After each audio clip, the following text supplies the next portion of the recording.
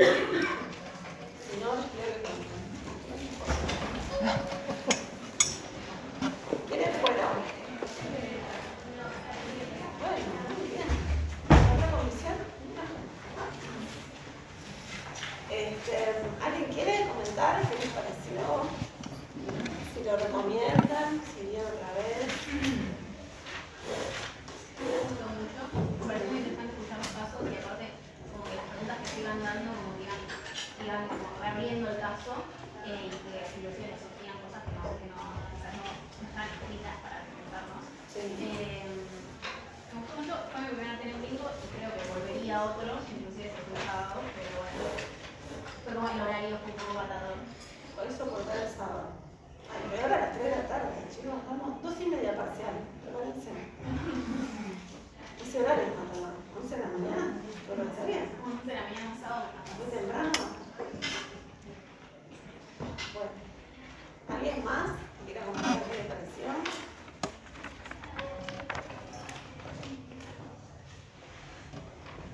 A mí me gustó mucho, me pareció súper ameno y ágil. La verdad es que no fue nada tedioso, no sentí que se tomara pesado, fue bastante liviano y bastante enriquecedor. La verdad es que me gustó haber venido. Como poder y que sea interactivo y que cuenten casos reales me actualizó, como que me sacó del texto de Freud de antiguo con palabras de antes, con cosas de ahora y digo, bueno, me resulta más llamativo esto. Así que, todo bien. Bueno, no es sin el texto de Freud todo eso, ¿no? ¿Escucharon? Pero es interesante poder, justamente, me parece, darle alguna vuelta a la vigencia que tiene, ¿no? Claro, que no se leyó ningún texto. En un caso clínico. No, pero bueno, se hace, los textos están construidos y se leen con la teoría, con lo que escribió Freud hace tantísimos años. Claro, es como una bajada de la teoría a los casos clínicos. Exacto. Sí, sí, estuvo muy entendible. En una clínica, bueno, de esta época. Sí, Tiene sus particularidades, no es la clínica de Freud. Sí. Bueno, entonces lo recomiendan. Lo Bueno, recomendamos. sí, Sí, sí. que se lo perdió, tienen 2 oportunidades más. Pero el próximo no es literatura y psicoanálisis. No. Lo que es literatura y psicoanálisis es un curso que son una serie de clases que se da también en sábado. Hay 2 de esos, uno es de literatura y otro es de arte y psicoanálisis. En general se dan esos 2. Puede ser que por fechas venga primero ese curso, que también es una opción, digamos, ¿no? Optativo, y también Sí. es el sábado. No tiene en general la masividad del Ateneo, el Ateneo es un poco más masivo. Sí, sí, Pero hay 2 Ateneos más. Siempre 15 días antes del parcial, más o menos, es la fecha que se elige. ¿Sí? Sí, sí. Así que es como uno para cada parcial. Bien. Los casos corresponden, digamos, a la teoría de cada... Y más o menos tratamos de que la presentación sea acorde a lo que se pueda leer con lo que tienen trabajado en ese periodo. Vale. O por lo menos es lo que destacamos. ¿Sí? En un caso nunca se presenta todo el caso. Pero Claro. si el recorte afina, puedo darle cuenta de eso. Bien. Bueno, vamos a trabajar hoy con el último punto, que es el E.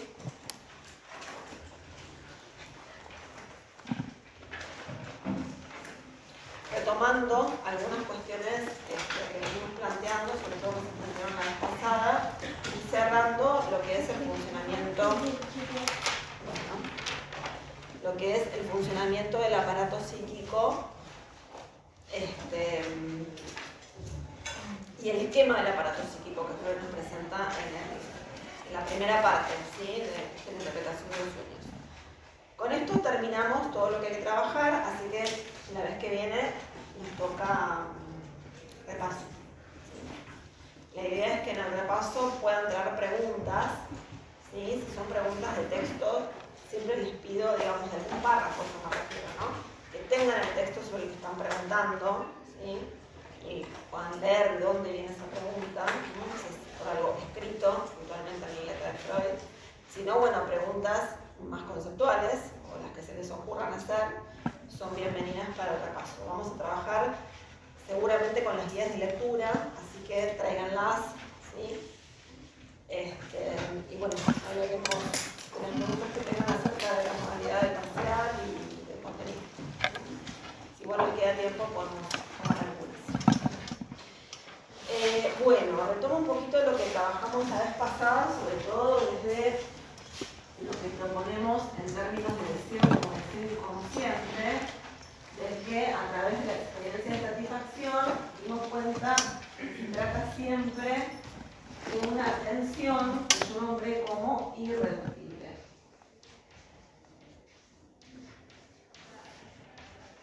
Esto va a ser importante para entender algo que Freud va a producir en este momento, que es cierta revisión del principio que él decía regulaba los procesos psíquicos. ¿Se acuerdan cuál era ese principio? La constancia. Exactamente.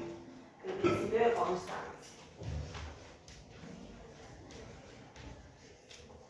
¿Recuerdan cuál era el principio de constancia?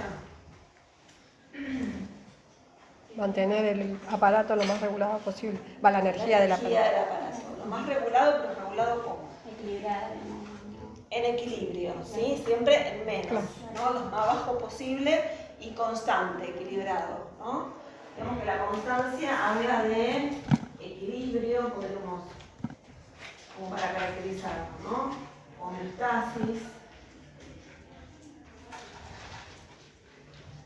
¿Sí? Un equilibrio homeostático constante que tiende a la baja o a lo menos posible, ¿no?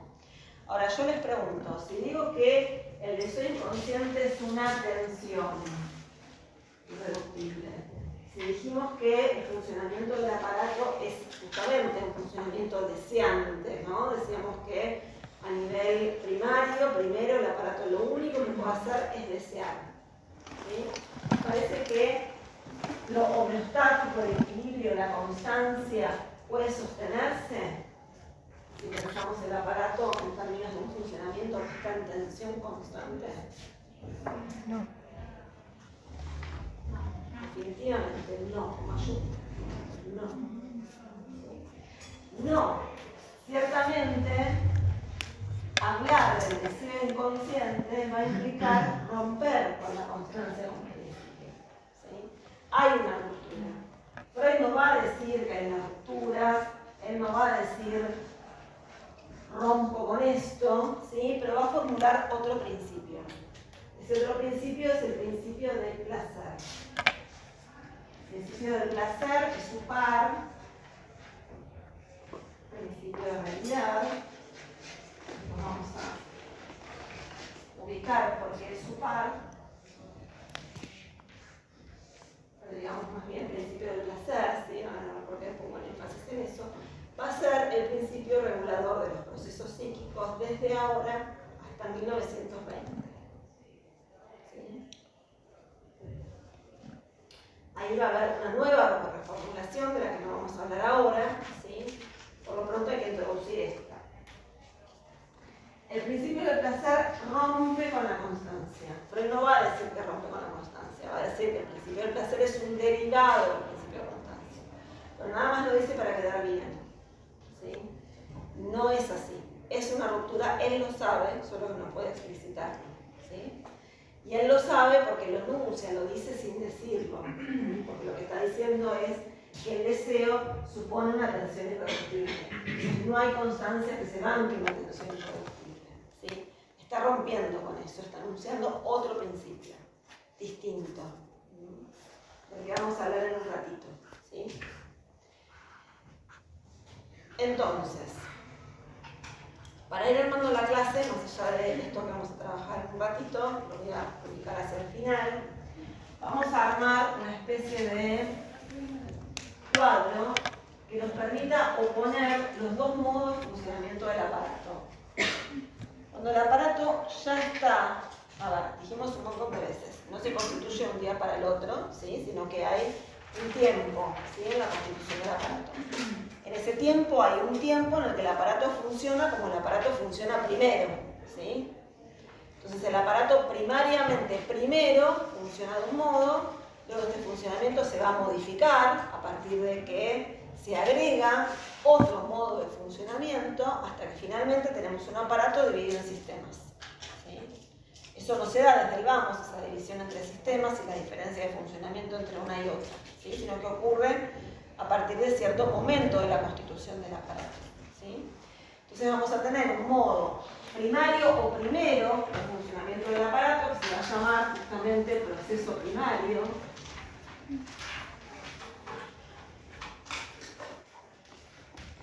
Y otro que se agrega después que se va a llamar proceso secundario.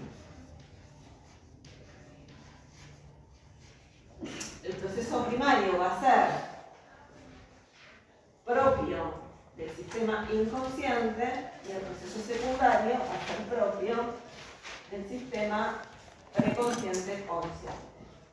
¿Sí? Es decir, el modo en el que funciona el inconsciente es el modo en el que el aparato funcionó primero.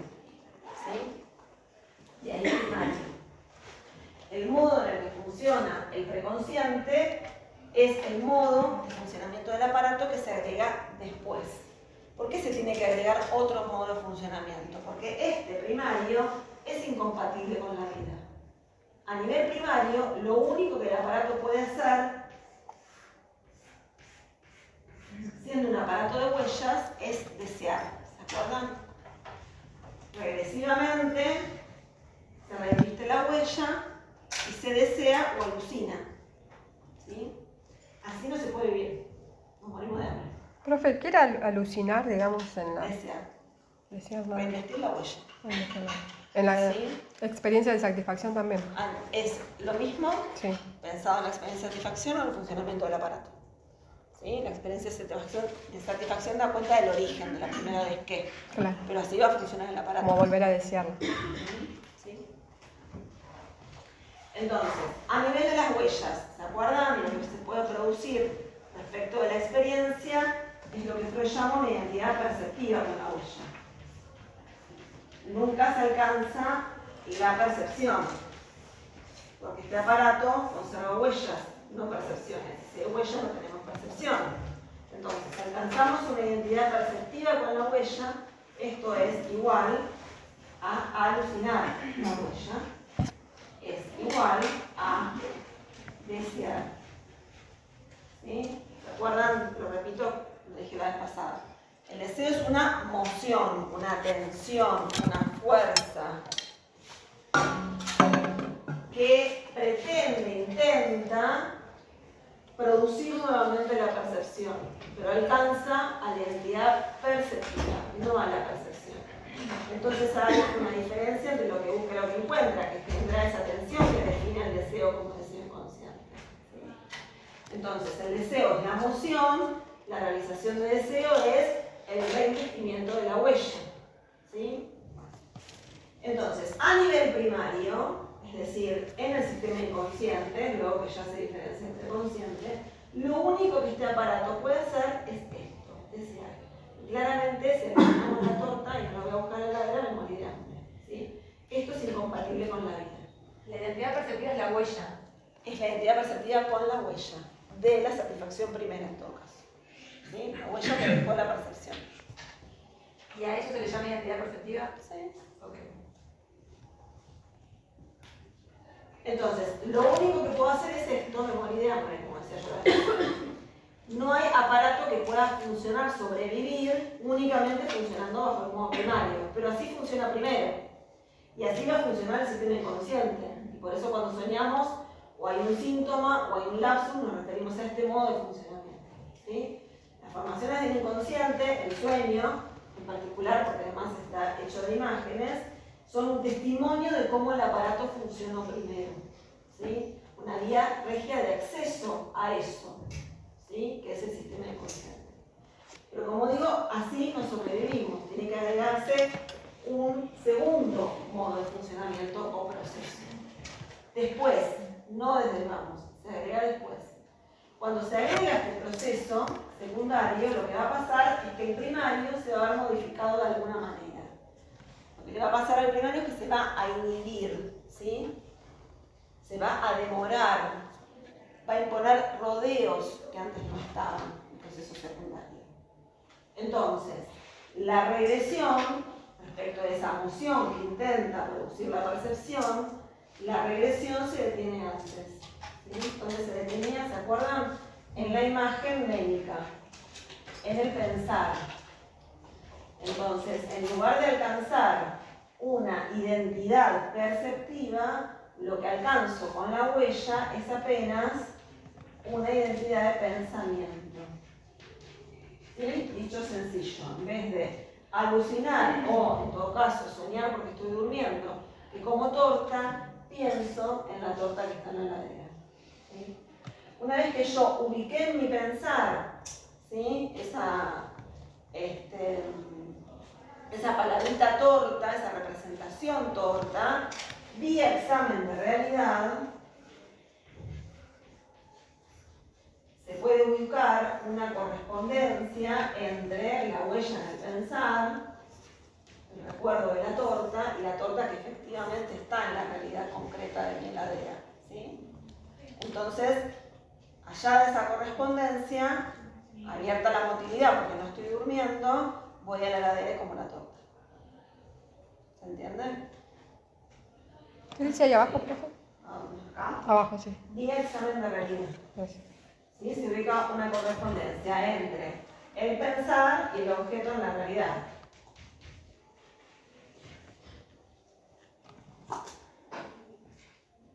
¿Sí? Entonces, si a nivel primario yo produzco una identidad perceptiva, a nivel secundario produzco una identidad de pensamiento. ¿Sí? Lo que es desear o alucinar a nivel primario va a ser sustituido por el pensar a nivel secundario. ¿Sí? Entonces, a ver si se entiende. Cuando yo digo nivel o proceso secundario, estoy hablando de este que rige ahora, que estoy hablando con ustedes y ustedes están haciendo el esfuerzo de escucharme. ¿Sí? Y a entender.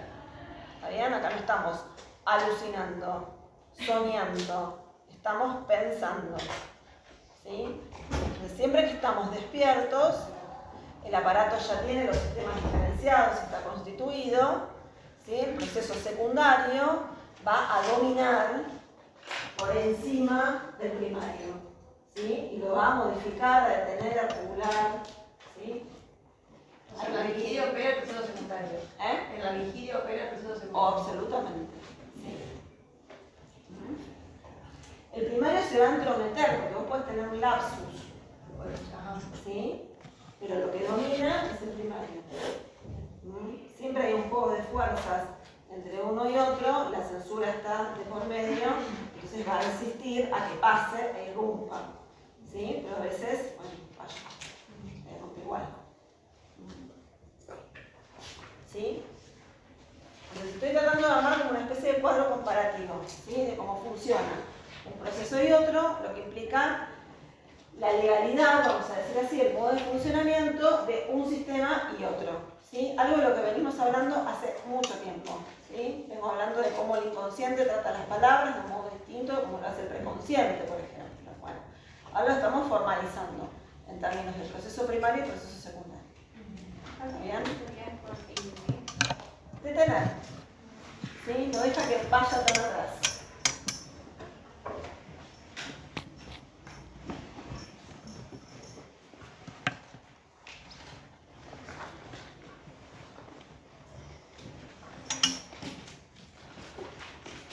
El modo en el que la energía de este aparato, de la que venimos hablando también desde el principio de la cruzada, ¿sí?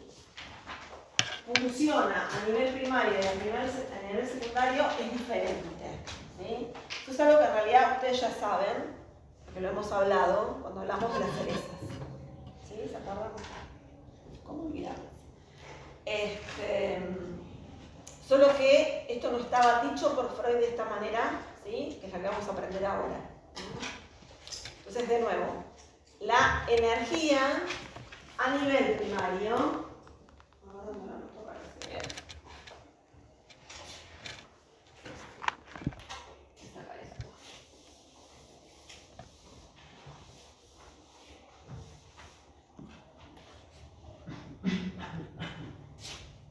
acá a pensar, porque es lo que se corresponde con alucinar del otro lado.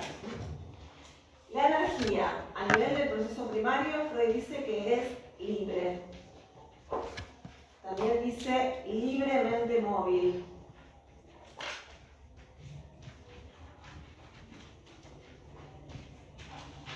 Y a nivel del proceso secundario, la energía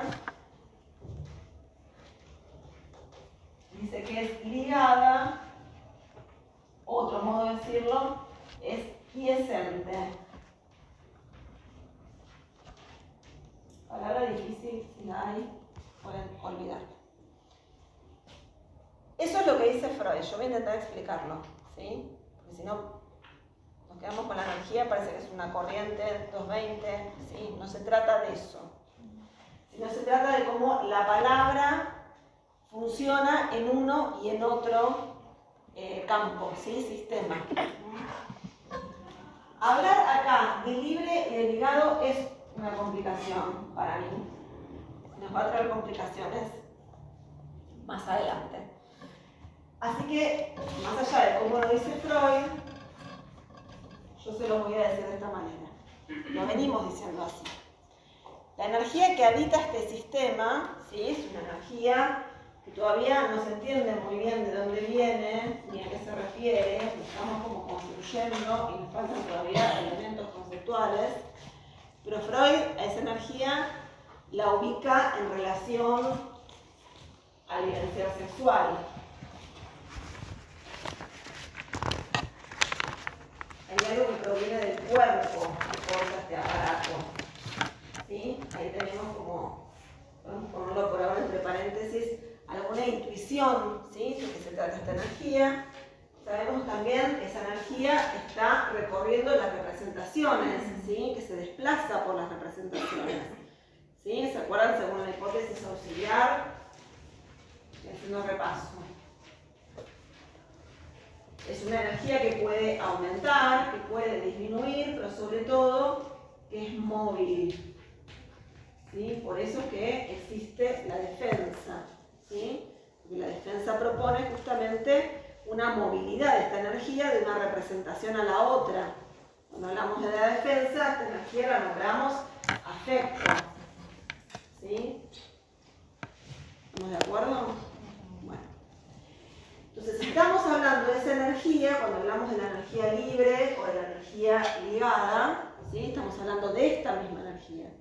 Que, por eso digo que es un problema decir que acá está ligada, porque entonces parecería que acá no. Lo cierto es que en los dos casos la energía está ligada a representaciones. Se trata de la representación y el afecto, ¿sí? Energía que viste representaciones. La diferencia entre una y otra está en la movilidad. ¿Sí? Podríamos decirlo así. Esta relación entre representación y afecto, entre la representación y esa investidura, a nivel primario es muy laxa, es muy móvil.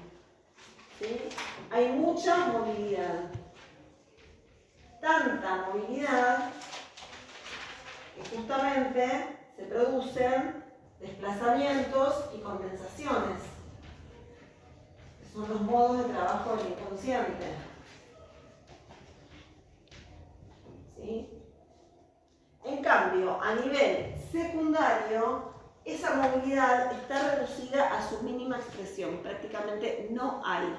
Es mucha más fija la relación entre esa representación y el afecto, el abrochamiento, podríamos decir, de representación y afecto. ¿Sí? Entonces, están reducidos al mínimo prácticamente. No hay condensaciones y desplazamientos a nivel secundario. Entonces vuelvo con el ejemplo ya gastado, usadísimo de las cerezas. ¿Sí?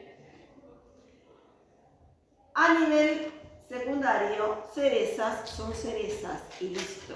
Sin discusión, nadie dudó y nadie preguntó. En cambio, a nivel primario, cerezas podría ser esas. ¿Sí? ¿Por qué? Porque no hay algo que fije, ¿sí?, la relación entre el significado y el significante. En cambio, a nivel secundario, sí. Esa relación es mucho más fija. ¿Se entiende lo que estoy diciendo? Entonces, esto que Freud plantea en términos de energías, ¿sí?, lo podemos pensar en términos... Hola. ¿Una planilla? Sí, acá. Lo podemos pensar en términos del lenguaje, que es con lo que trabajamos los analistas, ¿sí? En términos del significado. significado de la palabra, ¿sí? Entonces, cuando hay movilidad, como acá, mucha movilidad, ese afecto, esa energía, se va a desplazar de representación en representación y se va a posibilitar, por ejemplo, que Signorelli sea sustituido por Botticelli y Boltraffio. ¿Sí? Ahí hay condensación y desplazamientos. ¿Se entiende? Esto no es posible a nivel secundario. ¿Sí? Allí las cosas significan, las palabras significan lo que significan, hay fijeza. ¿Sí? El significado no desliza, ¿sí?, hacia otra representación. No se va a producir equivocidad, ¿sí?, como sí se produce a nivel primario. ¿Todo a través del lenguaje, digamos? Dicho a través del lenguaje, pero lo dice en términos de energía. No es lo mismo. Es lo mismo dicho de otro modo. Ah, bueno, energía del lenguaje, entonces, se refiere a eso. No es lo mismo energía y lenguaje. No, por eso. Pero cuando Freud habla de la energía, lo podemos pensar en los términos del lenguaje. Porque enchufados a 220 no ¿estamos de acuerdo? No. Claro. Bueno. Pero sí somos sujetos hablantes. Digamos, es leer a Freud desde otro contexto o soporte teórico que Freud no tenía.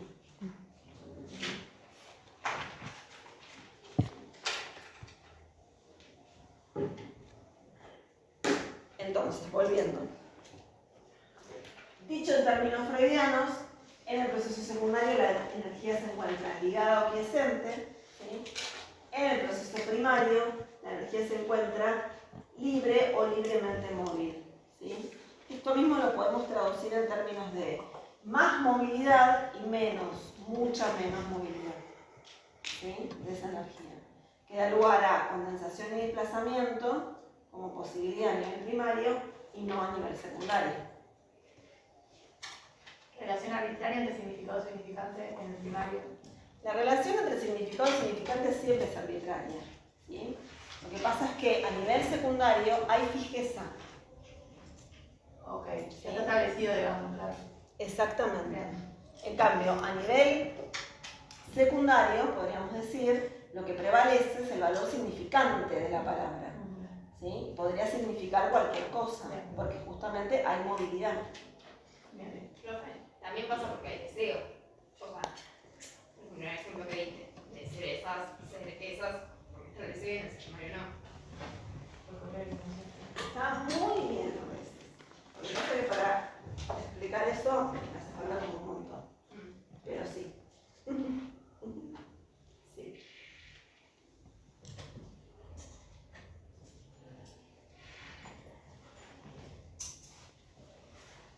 Se puede haber entendido más o menos, ¿sí? A los que entendieron más, genial. A los que entendieron menos, se pueden quedar, como lo dice Freud, hacen este cuadrito, no se les pregunta por la diferencia entre el proceso primario y secundario, explique, ¿sí? Y está muy bien. Está bien. En algún momento lo van a entender. ¿Sí? Así que no se angustien. Se entendió genial, si no, ya ocurre. ¿Estamos de acuerdo? ¿Sí? Bueno, quédense sí con la idea de los términos como Freud los ubica, ¿sí? Si se les hace mucho lío, pueden ubicar que es mucho más móvil, hay mucha más movilidad, ¿sí?, a nivel primario que en el secundario. ¿Sí?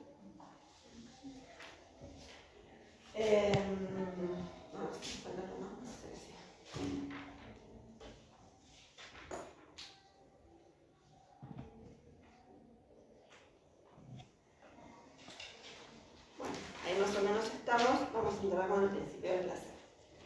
El principio que regula el funcionamiento del proceso primario justamente es, que consigue hace un ratito, el principio del placer. Mientras que a nivel secundario lo que rige es el principio de realidad. El principio de placer, el principio de realidad realidad son primos hermanos, ¿sí? No es que uno contradice al otro, no tiene el mismo valor que el principio de constancia. El principio de placer sí contradice la constancia, ¿sí? Pero el principio de realidad no contradice nada del principio de placer. Lo único que hace es inhibirlo, modificarlo, ¿sí? No está en contra de eso, ¿sí? Lo demora, pero no está en contra de eso, no es contrario, opuesto. No digo que es como primo hermano, ¿sí? Vamos a intentar situar de qué se trata el principio del placer, ¿sí? Como les dije, a diferencia de la constancia, si bien es el principio que regula, ¿sí?, los procesos psíquicos, para Freud a partir del 1900, a diferencia de la constancia, el principio del placer sostiene, ¿sí?, la posibilidad de alguna tensión, ¿sí? No es la constancia en términos de un equilibrio homeostático, ¿sí? El placer siempre es placer de desear para Freud, ¿sí? Y el deseo engendra, siempre que funciona, una tensión. Una tensión que es el motor del funcionamiento del aparato, ¿sí? No sé si les quedó del todo clarísimo la vez pasada. Pero esta tensión irreductible es central comprenderla, porque es el modo en el que funciona el aparato, el modo en el que funcionamos los sujetos humanos, ¿sí?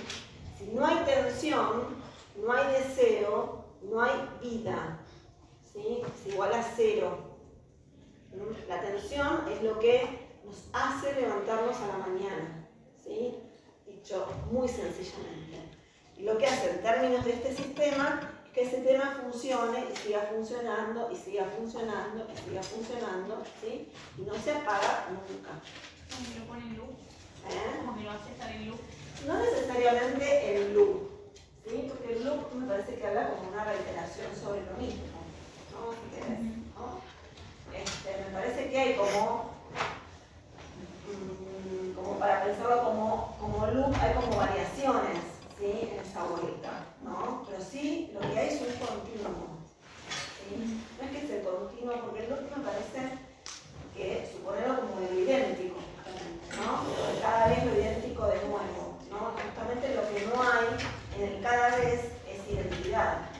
Siempre hay alguna diferencia. Por eso el proceso se relanza otra vez, ¿no? Me parece que exactamente no. Hay más repetición. Hay más repetición en loop, como me suena más a eso. Sí, pero también aquí en el deseo de repetición. Lo que pasa es que en el loop me parece que hay algo de la identidad. Sí, puede ser. No hay diferencia. Claro. Sí, por eso me suena más a lo que es repetido y a lo que es siempre igual, que no va a tener esa diferenciación, que quizás cuando se repite el proceso sí, porque siempre hay una... Exactamente. ¿Sí? No, deben haber visto esa película de Adam Sandler, La chica de la memoria. Todos los días es el mismo día y vuelven a juntarse. Digo, ahí hay algo, la del día de las marmotas, ¿no? Digo, hay como algo de, se quiere, ¿no?, la repetición de lo idéntico.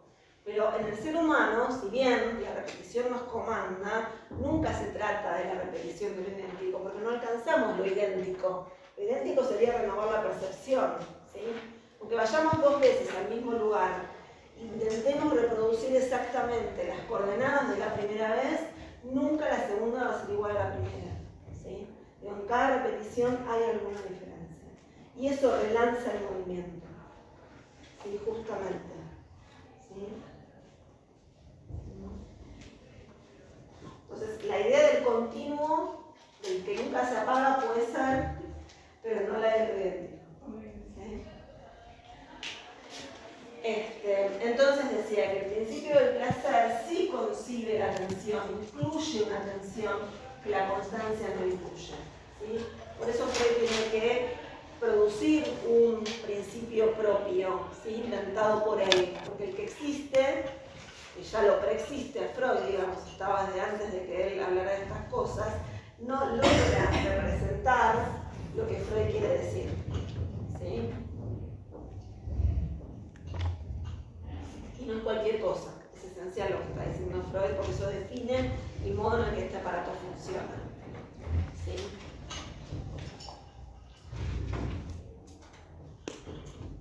¿Se entiende?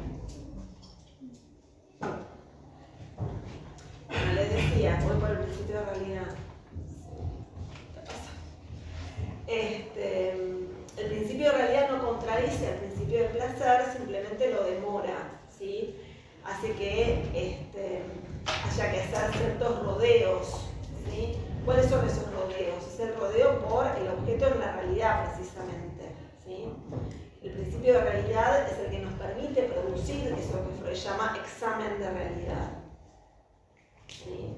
Es el que nos permite estar, vamos a decirlo así, en términos del preconsciente y la conciencia, orientados en tiempo y espacio, ¿sí? Así lo diría un psiquiatra, ¿no? Alguien está orientado en tiempo y espacio porque está funcionando el principio de realidad. ¿Sí? Ese es el que regula mientras estamos despiertos, ¿sí? Y como digo, no contradice el principio del placer, sí lo demora y lo inhibe. Es decir, en lugar de propender a que alucinemos, ¿sí? O a que vivamos soñando, despiertos, lo que hace es demorar esto, inhibirlo y ubicar un rodeo por la vía del pensar. O sea, la gente que alucina, este principio de realidad lo tendría como más Terapia. Sí. Un psiquiatra diría que el criterio de realidad es la terapia. Pero bien podríamos aludir al camino de Freud y decir que el principio de realidad está siendo directriz, ¿no? ¿Sí? No está funcionando.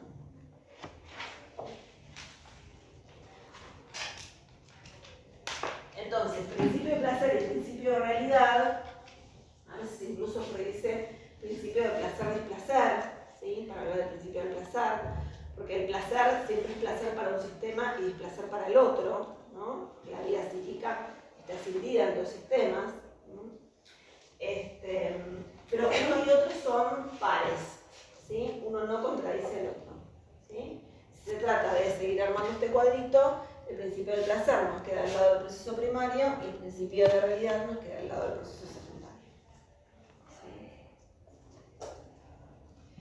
Pero lo digo como una aclaración porque me lo preguntaban hace un rato.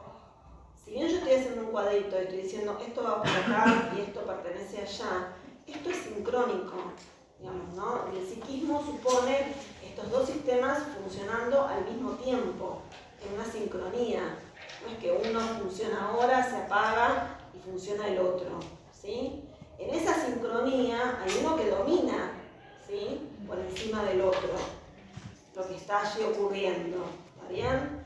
Pero el proceso primario, el inconsciente, es eficaz aun cuando estoy despierto y está dominando el proceso secundario, ¿sí? Entonces, como les decía hace un rato, yo puedo producir un lapsus, me puedo olvidar, como me pasa 800.000 veces, de lo que venía diciendo, ¿sí? Puedo no recordar lo que desayuné esta mañana, ¿sí?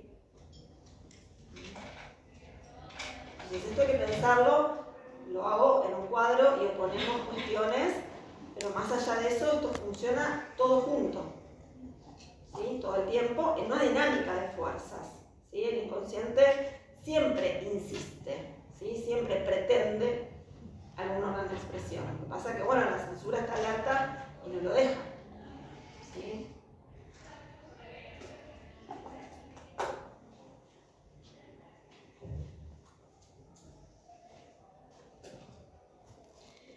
Hay en todo esto que tienen que leer, un lugarcito que es la página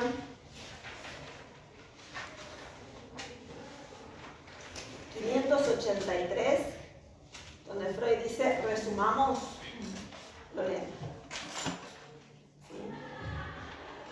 Lo que les va a ser útil.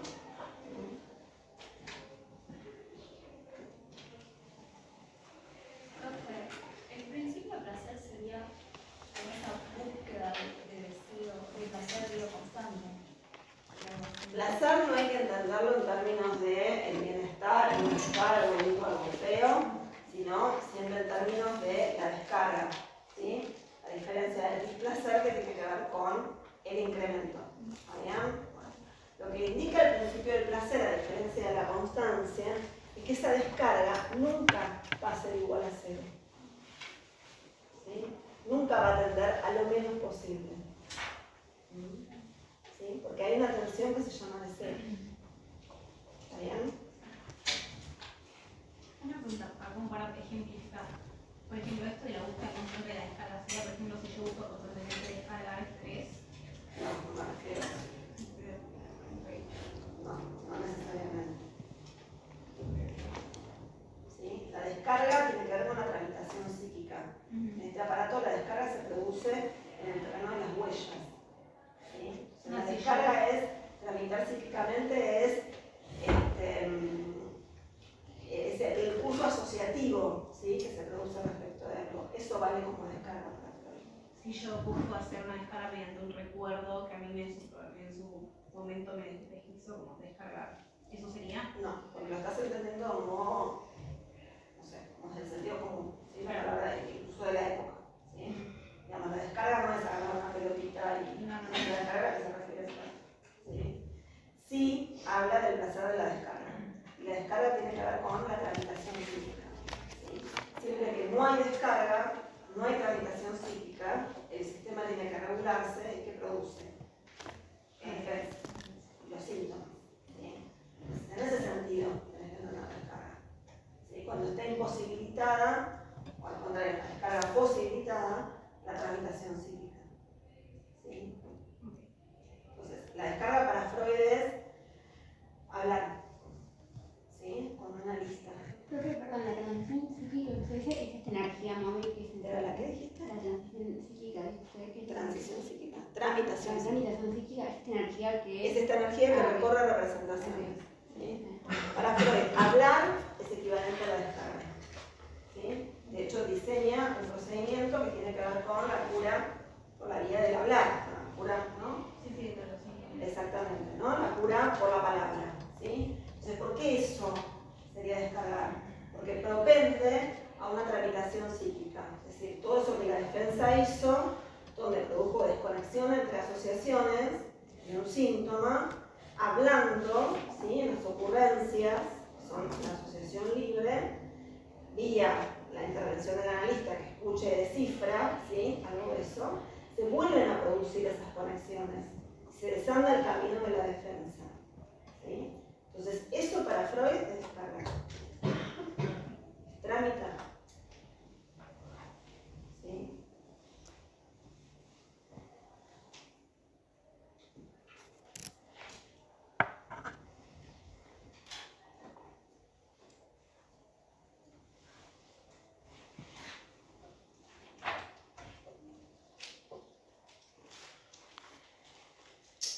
¿Se les ocurre algo más? ¿Tiene una función este principio de placer? Ahí, bueno, ¿Una qué? una función, ¿cuál es la meta? Regular el funcionamiento del aparato. Está bien, pero desde lo inconsciente. ¿Cómo? No, está bien, pero bueno, es para terminar de fijar, por eso. El principio del placer es el principio regulador de los procesos psíquicos de ahora hasta 1920. ¿Sí? Lo que implica es, bueno, si querés, para puntuarlo como de algún modo, cómo va a funcionar este sistema. ¿Qué va a orientar el funcionamiento de este sistema? ¿Sí? Es un sistema que, del mismo modo que lo decía antes, va a atender, ¿sí? Al placer de la descarga. ¿Sí? Y va a intentar resolver el displacer de alguna manera. ¿Sí? La diferencia con el principio de constancia es que no plantea la posibilidad justamente de una descarga a cero, ¿sí? O de alguna constancia en relación a la energía del sistema. ¿Sí? El principio del placer, que si lo querés pensar en algún término, en algún sentido, es placer de desear, ¿sí? Para hablar del placer de desear, siempre supone esa tensión irreductible. Por eso sigue funcionando. Exactamente. Bien. ¿Está? Sí, gracias.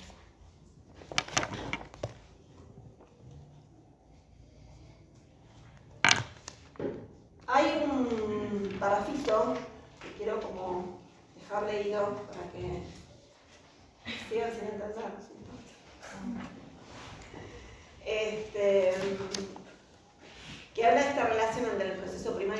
secundario, está en la página 592, ¿sí? Y dice así: un aparato cíclico que posea únicamente el proceso primario no existe, es una ficción teórica. Pero, dice, los procesos primarios están dados en el sistema desde el comienzo, mientras que los secundarios solo se constituyen poco a poco en el curso de la vida. Inhiben a los primarios, se les superponen y quizá únicamente en la plena madurez logran someterlos a su total imperio. ¿Sí? Esto es lo que venimos diciendo, ¿no? Que el proceso primario es el primero, el secundario se agrega después. Y sigue. A consecuencia de este advenimiento tardío de los procesos secundarios, el núcleo de nuestro ser, que consiste en mociones de deseo inconscientes, permanece inaprehensible y no inhibible por el preconsciente. Un gran ámbito del material némico permanece inasequible a la investidura preconsciente a raíz de esa demora. Esto último es difícil de entender, ¿sí? Pero los remito a esto que nombra acá como núcleo de nuestro ser, que es lo que nos constituye en términos de las primeras marcas de este psiquismo, cuando el psiquismo se inaugura en el origen, ¿sí? Lo que está diciendo es que esas primeras marcas nunca van a ser susceptibles de proceso secundario, porque el proceso secundario se agregó después. Entonces esas primeras marcas son las que permanecen, lo dicen otros lados de este texto, permanecen conservando la vivacidad sensorial, ¿sí? Esas primeras marcas que son las responsables de que el sueño se configure en imágenes, ¿no? Porque atraen a su modo, ¿sí?, de existencia sensorial. Entonces, en esas primeras marcas nos encontramos con lo infantil, con lo muy primario, ¿sí?, muy primero, muy temprano en este aparato, que va a ser insusceptible, también lo dice así a veces, insusceptible de proceso secundario, ¿sí?, que no va a ser aprehensible por la palabra, ¿sí? Hay algo de la palabra, ¿no? Hay algo de la traducción en palabras, de ese material en bruto, ¿no?, que no se va a poder producir nunca, porque el proceso secundario llegó después, ¿sí? Entonces, esto tiene consecuencias en el armado de este aparato y en la subjetividad, y tiene consecuencias clínicas, porque Freud se va a encontrar con límites a lo que se puede decir en palabras. Uno de los límites que han tocado un poco por ahí, no digo profundamente, pero han escuchado, es el núcleo patógeno. Otro es el ombligo del sueño, ¿sí? Esos puntos que en la clínica Freud ya muy tempranamente le hacen de límite a lo que se puede interpretar. ¿Por qué no se puede interpretar? Porque no hay palabra, y la interpretación es de palabras, ¿sí? Supone una traducción en palabras. Entonces, donde no hay palabra, donde no hay representación palabra, ¿sí?, eso no se va a poder nombrar de ninguna manera. Y ese es el núcleo del ser, ¿sí? Cuestión que vamos a retomar, Freud como en 20 años, nosotros a fin de año. Por ahora no tiene gran importancia, ¿sí? Si no lo entienden, también es una de las cosas que pueden dejar en la cajita de lo que voy a entender después. Lo vamos a retomar en algún momento. Yo les voy a decir, ¿vieron que la interpretación de los sueños decía? No me voy a acordar la página, ustedes lo van a tener anotado ahí. Y se refiere a esto, ¿sí?, a ese desfasaje que se arma en la estructuración del aparato entre el proceso primario y el secundario que se agrega después. ¿Y por qué se agrega después? A ver si se avivan, ¿sí?, el secundario. ¿Por qué viene después? Por el lenguaje, exactamente. Esos son mis chicos. O sea que se podría decir que cuando un niño arranca a hablar está asociando el segundo. ¿Un niño arranca a hablar? Arranca a manejar el lenguaje. Sí. Está como llegando a los procesos secundarios. ¿Se entiende? Claro, sí, llegando. ¿Sí? Algo de eso empieza Claro. a producirse. Okay. ¿Sí? Perfecto. Pero imagínate que esto termina de armarse en la pubertad. Así que el niño cuando empieza a hablar, lo puede gastar. Okay. Respecto al sueño, esto de la palabra sería como el contenido manifiesto, ¿no? O nada que ver. Esto de la palabra que hemos dicho.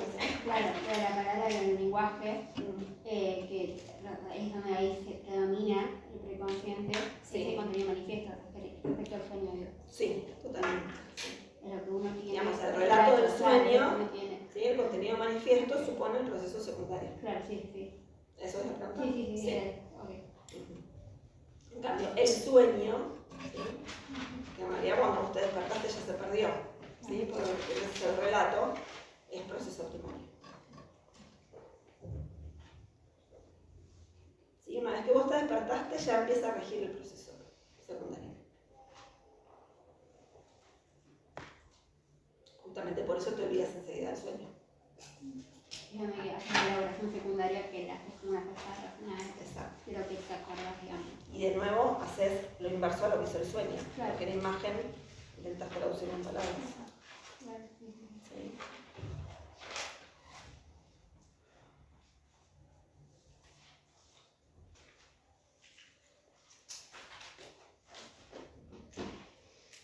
Profe, yo tengo una duda que igual es de otro tema, que no me quedó claro qué es la neurostenia, en qué se diferencia con la neurosis también.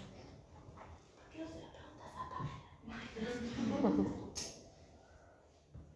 ¿Sí? ¿Esos temas van a ser repasos seminarios?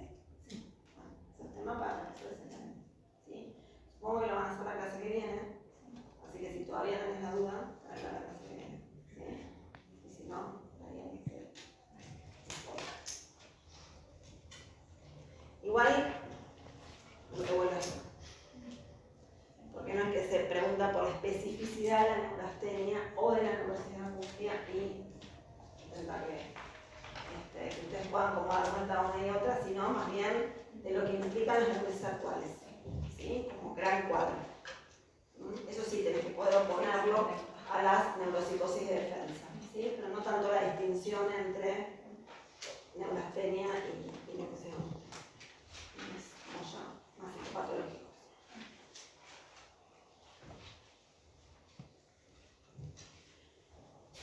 Bueno, tengo un ratito más si quieren. Podemos hablar, no sé, de alguna pregunta o del parcial en sí mismo o del... Creo que respecto al parcial en el seminario dijeron que en práctico se conforma el aula.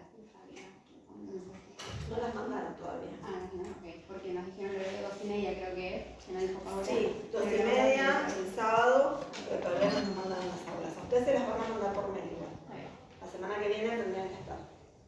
Sí. Pero todavía no nos mandan. Profe, las guías de lectura que dicen ejes a desarrollar y que más o menos por eso nos podemos guiar por preguntas de parcial. Las guías de lectura son orientativas de qué es importante. ¿No? Si está en la guía de lectura, es importante. Y orienta un poco en este mar de textos, algún tipo no sé la palabra, de relación, ¿sí? O interrelación entre los conceptos y de articulación entre los conceptos y los textos, ¿sí? Sobre todo sirven porque, bueno, como es mucho, ¿sí? Ordena, ¿no? Y ubica como ejes importantes. ¿Está bien? Están armadas por espacios seminarios, teóricos y prácticos. En general trabajo con las guías de lectura, que es lo que dije recién, así que tráenlas para otra clase.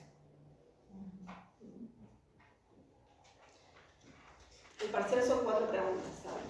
¿Sí? 2 de prácticos, 1 de teóricos, 1 de seminarios. ¿Y qué más? La relación. ¿Eh? La relación entre los 3 espacios. No se pregunta articulaciones entre los espacios. ¿Sí? Las preguntas son muy de los textos, yo se los dije en la primera clase. ¿Sí? No se ahorran leer los textos porque las preguntas vienen de ahí. Ustedes tienen que agarrar el texto, trabajar el texto, escribirlo, subrayarlo. ¿Sí? Yo me ahorraría hacer resúmenes, hagan lo que quieran. Pero se tarda un montón y mucho menos estudiar el resumen de otro porque no van a encontrar el texto ahí. Y las preguntas muchas veces es Freud, en psicoterapia de la histeria, dice, explique. ¿Sí? ¿Por qué dice? ¿Sí? Damos la referencia al texto muchas veces. poder usar las palabras, el lenguaje, tal y como Freud lo utiliza. ¿Sí? No hablar desde el sentido común, sino desde el sentido que los términos tienen la teoría de Freud. ¿Sí? Entonces, para eso tienen que empezar a hablar como Freud. Y para eso tienen que leer a Freud. No hay otra forma. ¿Sí? Como que querer estudiar inglés sin leer un texto en inglés. No se puede. ¿Sí? La única forma es leyendo un texto.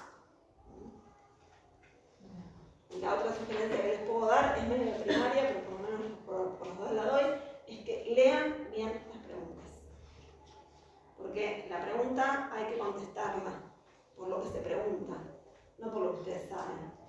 ¿Sí? Entonces pueden saber mucho, me cuentan lo que saben y no me responden la pregunta por ahí en una hoja y media. ¿Sí? Entonces tienen que responder la pregunta con lo que saben, no al revés.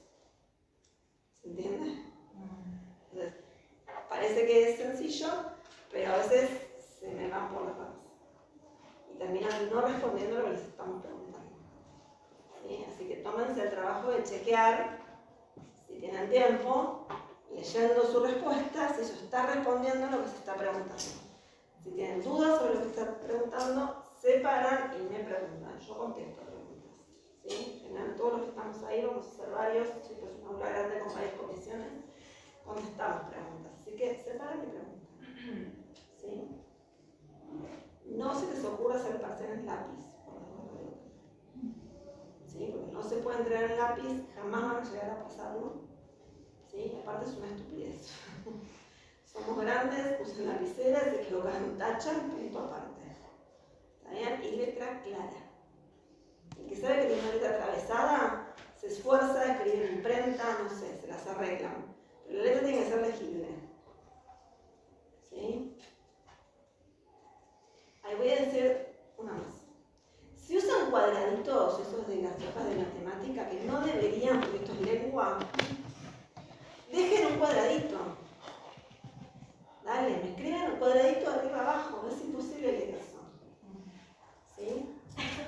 Traten de que sea hoja raya. Si no tienen, dejen un cuadradito, por favor. ¿Está?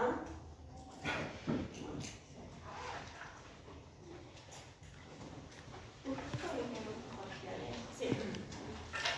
Yo tengo una pregunta, pero respecto del caso Emma. Te quería preguntar, o sea, ¿cómo se produce el falso enlace entre las representaciones? ¿Y dónde me sacas el falso enlace de? No, porque yo lo tenía anotado en la clase. Yo dije falso enlace. O sea, que el afecto se adhiere a una representación equivocada. Sí. ¿Pero tiene que ver con los puentes lingüísticos de la y la risa? Sí, totalmente. Pero no diría que hay falso enlace. Eso Vos ya es lo más, estás diciendo. es más con la transferencia de eso, ¿no? De la lista y de la aplicación. Se puede pensar la transferencia como falso enlace, sí. Falso enlace es propio de la lógica sucesiva, ¿sí? Para empezar.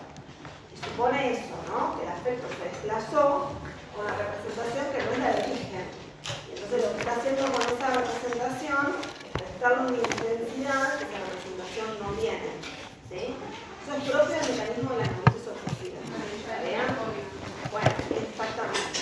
El EMA no es una fobia tampoco, es una histeria, pero desde el material no está justificado que sea una histeria. Freud dice que es una histeria, lo ubica dentro de esa parte del libro, ¿sí? Freud conservó su histeria, ¿sí? Pero está describiendo un síntoma, entre comillas, fóbico. Entonces ahí meterte con el mecanismo, si es falso enlace, si es conversión, si es el modo de dar cuenta de eso. Entonces, el eje de EMA no es ese, sino la retroactividad. Sí. ¿Sí? Ese es el eje de EMA. Son los dos tiempos. Eso sí vos lo puedes leer en él. ¿Sí? Cuando ustedes quieren leer algo, ¿no? de evidencia. Exactamente. Donde algo produce un placer actual y mayor, ¿sí? De hecho, bueno, vos estuviste en el Ateneo. En el Ateneo algo se presentó en esos términos, ¿no? Respecto a un recuerdo que aparece produciendo mayor displacer en ese momento que cuando eso sucedió, ¿sí? Entonces, ese es el eje, ¿sí? En ningún material ustedes pueden encontrar todos los conceptos, ¿sí? EMA, el recorte de EMA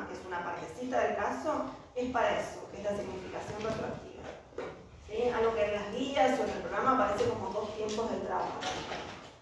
¿Sí? Entonces, hablar ahí de falso enlace y te va a complicar, no puedes sostenerlo, no tenés con qué. ¿Sí? Digamos, a veces cuando no encuentran algo es cuando no está, no cuando está significa.